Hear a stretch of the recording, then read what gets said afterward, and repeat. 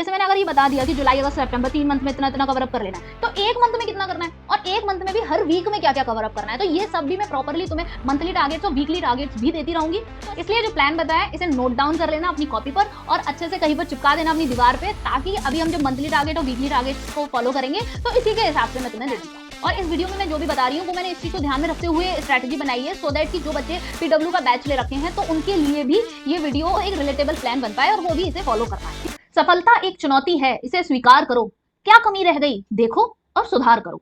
कुछ किए बिना ही जय जयकार नहीं होती और कोशिश करने वालों की कभी हार नहीं होती। Hello everyone, welcome back to the another video. आज के वीडियो में हम बात करने वाले हैं कि हमारे पास नीट 2024 के लिए 10 मंथ्स बचे हुए हैं और इन 10 मंथ्स में हमारा क्या प्लान रहना चाहिए, सो दैट कि हम सही टाइम पर अपना सिलेबस खत्म कर पाए और प्रॉपर्ली रिवीजन करने के साथ साथ अच्छे से मॉक टेस्ट की भी प्रैक्टिस कर लें। ओके, तो वीडियो को शुरू करने से पहले मेरी आपसे रिक्वेस्ट है कि प्लीज वीडियो को पूरा देखना, भले ही 2x पे चलाकर देखो बट कंप्लीट देखना, ताकि मैं जो देना चाहती हूँ वो एक सही तरीके से आपके पास पहुंच पाए। अब हमारे पास नीट 2024 के लिए जो नीट के एस्पायरेंट्स हैं वो हमारे दो तरीके के हैं। 12th वाले स्टूडेंट्स जो इस टाइम 12th में पढ़ रहे हैं और 12th पास आउट जो है यानी कि हमारे ड्रॉपर्स जो हैं उनको मैंने इस वीडियो में जो स्ट्रेटेजी में बता रही हूँ, जो प्लान में बता रही हूँ, वो दोनों के लिए मैंने अलग अलग करके बताया है, इसीलिए ये वीडियो दोनों ही तरीके के स्टूडेंट्स के लिए बेनिफिशियल होगी। ठीक है, और इस वीडियो में मैं जो भी बता रही हूँ वो मैंने इस चीज को ध्यान में रखते हुए स्ट्रेटेजी बनाई है, सो दैट कि जो बच्चे पीडब्ल्यू का बैच ले रखे हैं तो उनके लिए भी ये वीडियो में जो प्लान बताया है वो एक रिलेटेबल प्लान बन पाए और वो भी इसे फॉलो कर पाए। ठीक है,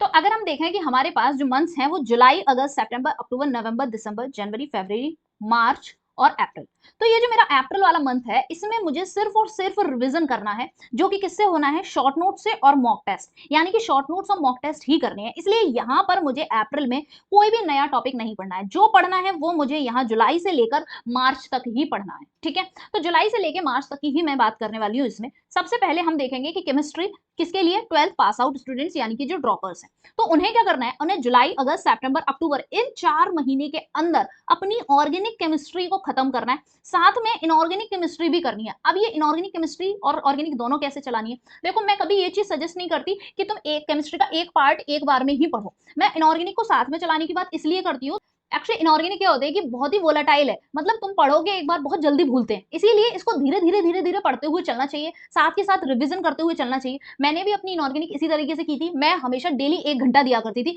उसी में मेरे को लेक्चर देखना है, उसी में रिवीजन करना है। मतलब जैसे कि 2-3 दिन तक लेक्चर देख रही हूँ तो आने वाले 2-3 दिन मैंने रिवीजन कर लिया, मतलब पूरे वीकली में इस तरह से डिवाइड कर लिया कि पूरे अगर वीक के मेरे पास 7 डेज हैं तो मैं उन 7 डेज में लगभग 3 से 4 दिन लेक्चर देख रही हूँ, बाकी के 2-3 दिन जो है उनमें मैं रिवीजन कर ले रही हूँ या क्वेश्चन प्रैक्टिस कर ले रही हूँ। तो इस तरीके से रहता था, लेकिन 1 आवर फॉर इनऑर्गेनिक केमिस्ट्री मेरा फिक्स रहता था, इसीलिए मैं यही अप्रोच के साथ बोलती हूँ। इससे क्या होता है कि इनऑर्गेनिक के टच में हम बने रहते हैं, इनऑर्गेनिक से जैसे ही टच छूटा वैसे क्या होता है हम उसे भूलने लगते हैं और उसके क्वेश्चंस आते हैं, या फिर कई बार क्या होता है ऑर्गेनिक में भी, फिजिकल केमिस्ट्री में भी कई बार क्या होता है कि कुछ ना कुछ कॉन्सेप्ट हमें इनऑर्गेनिक केमिस्ट्री वाला लग रहा होता है, इसीलिए अगर इनऑर्गेनिक से टच छूटा तो फिर गड़बड़ हो जाती है ना। और कई बार क्या होता है कि ऑर्गेनिक केमिस्ट्री में या फिजिकल केमिस्ट्री में कुछ कॉन्सेप्ट होते हैं जहां पे हमारी इनऑर्गेनिक केमिस्ट्री की नॉलेज लग रही होती है, तो फिर ये चीज जो है वो दोनों ही जगह फिर फायदे दे देती है। ठीक है, तो तुम्हें क्या करना है, अब यहाँ पर अक्टूबर तक तुम इनऑर्गेनिक के वो वाला पार्ट पढ़ोगे जो हमारी न्यू एनसीईआरटी में है। अभी हम श्योर नहीं है कि हमारा जो नीट के एग्जाम में सिलेबस है वो न्यू एनसीईआरटी वाले चैप्टर्स आएंगे या फिर ओल्ड वाली एनसीईआरटी के चैप्टर्स आएंगे,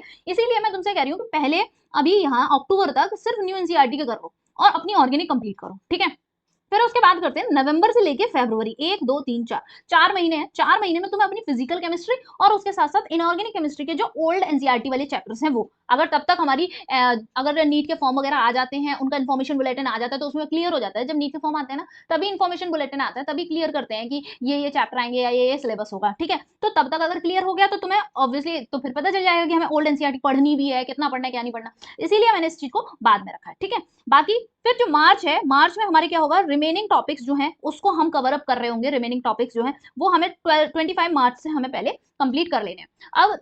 फिर उसके बाद बात आती है कि 1 अप्रैल से तुम्हें क्या करना है, 1 अप्रैल से सिर्फ और सिर्फ तुम्हें मॉक टेस्ट देने हैं और 1 मॉक टेस्ट पर डे देने हैं, इस तरह से। और यहाँ पे अब अप्रैल में कोई भी नया टॉपिक नहीं पढ़ना है, रोजाना 1 मॉक टेस्ट देना है और रिविजन करना है, यही स्ट्रैटेजी है बस। ठीक, अब बात करते हैं केमिस्ट्री की उन स्टूडेंट्स के लिए जो 12th में है इस टाइम पे। ठीक है, तो 12th में है जो बच्चे, उनके क्या करना है कि जुलाई, अगस्त, सितंबर 3 महीने के अंदर उन्हें अपनी ऑर्गेनिक 11th 12th वाली खत्म करनी है और साथ में 11th की भी इनऑर्गेनिक खत्म करनी है, 11th वाली इनऑर्गेनिक खत्म करनी है, ये चीज ध्यान रखनी है, ठीक है। और इसमें से 11th की इनऑर्गेनिक में से वही पढ़ना जो कि हमारे नई एनसीईआरटी वाला है, ठीक है। फिर उसके बाद आता है अक्टूबर और नवंबर, 2 महीने के अंदर इन्हें अपनी फिजिकल केमिस्ट्री 11th और 12th वाली, क्योंकि देखो 12th तुम्हारा साथ में चल ही रहा होगा, स्कूल में भी चल रहा होगा, ठीक है, और बाकी तुम्हें अपना 11th का भी साथ में लेके चलना है। फिर उसके बाद दिसंबर का जो टाइम है उसमें तुम अपनी बची हुई 12th की इनऑर्गेनिक करोगे, ठीक है। फिर जनवरी का जो टाइम आता है उसमें तुम्हें फिर से अपनी 12th की केमिस्ट्री को रिवाइज करना है, 12th की पूरी केमिस्ट्री रिवाइज करनी है, क्योंकि अब क्या हो रहा है कि तुम्हारे फैब में और मिड मार्च तक तुम्हारे बोर्ड के एग्जाम्स चलेंगे, तो उसके लिए तुम्हारी 12th की केमिस्ट्री जो होती है वो रिवाइज हो जानी चाहिए, और अगर इसमें कुछ चैप्टर रह भी जाते हैं 12th के तो वो तुम अपने जनवरी में कंप्लीट कर लेना, ठीक है। फिर उसके बाद मिड मार्च से लेकर पूरी अप्रैल भर तुम्हें कोई भी नया टॉपिक नहीं पढ़ना, तुम्हें सिर्फ 11th और 12th के चैप्टर्स को रिवाइज करना है और मॉक टेस्ट को करना है, बस ये वाली चीज अप्लाई करनी है। फिर उसके बाद हम बात करते हैं फिजिक्स की उन स्टूडेंट्स के लिए जो 12th पास आउट है, ठीक है, ड्रॉपर्स, तो उन्हें क्या करना है, जुलाई अगस्त सितंबर अक्टूबर 4 महीने में उन्हें अपनी 11th की पूरी फिजिक्स खत्म करके हटा देनी है। तो तुम्हें अपने लेक्चर्स भी खत्म कर देने हैं इसमें, ठीक है, लेक्चर्स भी खत्म कर देने हैं, प्लस अपने शॉर्ट नोट्स भी साथ के साथ बना लेने हैं। ये नहीं है कि तुम शॉर्ट नोट्स के लिए बाद में बनाओगे, इसी टाइम अपने शॉर्ट नोट्स साथ के साथ बना लोगे, ठीक है, इन 4 महीनों में भी पूरी 11th। फिर उसके बाद बात करते हैं नवंबर से लेके फरवरी तक, यहाँ पर तुम्हें अपनी 12th की फिजिक्स खत्म करनी है इन 4 महीने के अंदर। वही बात कि यहाँ पे भी लेक्चर्स कवर अप करोगे अपने तुम, और उसके बाद अपने शॉर्ट नोट्स भी साथ के साथ बनाते हुए चलोगे, ठीक है। अब क्या होगा, अगर मार्च में तुम्हारे कुछ भी रिमेनिंग टॉपिक्स रह जाते हैं तो वो सारे रिमेनिंग टॉपिक्स तुम मार्च में खत्म कर लो, कंप्लीट कर लो अपने। अब अप्रैल आता है, अप्रैल में कोई भी नया टॉपिक नहीं पढ़ना है, कोई भी नया टॉपिक नहीं पढ़ना है, तुम्हें सिर्फ और सिर्फ शॉर्ट नोट्स अपने रिवाइज करने और मॉक टेस्ट करने, यही काम करना है तुम्हें अपने लास्ट के 1 मंथ में, ठीक है।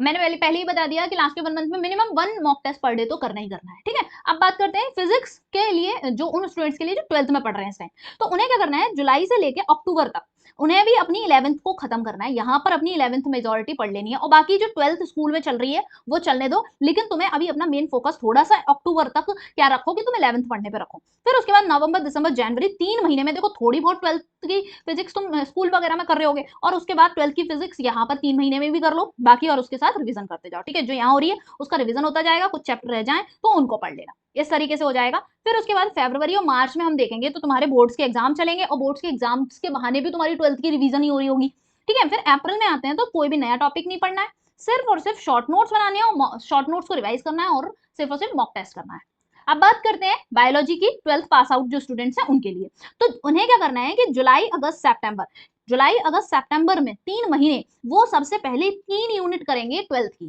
क्या करेंगे, 3 यूनिट करेंगे 12th की, और 2 यूनिट्स करेंगे 11th की। इस बात को अच्छे से समझना कि 3 यूनिट करेंगे 12th की और 2 यूनिट करेंगे 11th की। कौन सी 2 यूनिट 3 यूनिट करेंगे, 12th की करेंगे रिप्रोडक्शन, जेनेटिक्स, ह्यूमन वेलफेयर वाली 3 यूनिट्स है जो, और 11th में करेंगे डाइवर्सिटी इन लिविंग वर्ल्ड, पहली वाली यूनिट है, और दूसरी जो है वो सेल डिवीजन वाली, जो सेल वाली जो पूरी यूनिट है वो, ठीक है। फिर उसके बाद हम बात करते हैं कि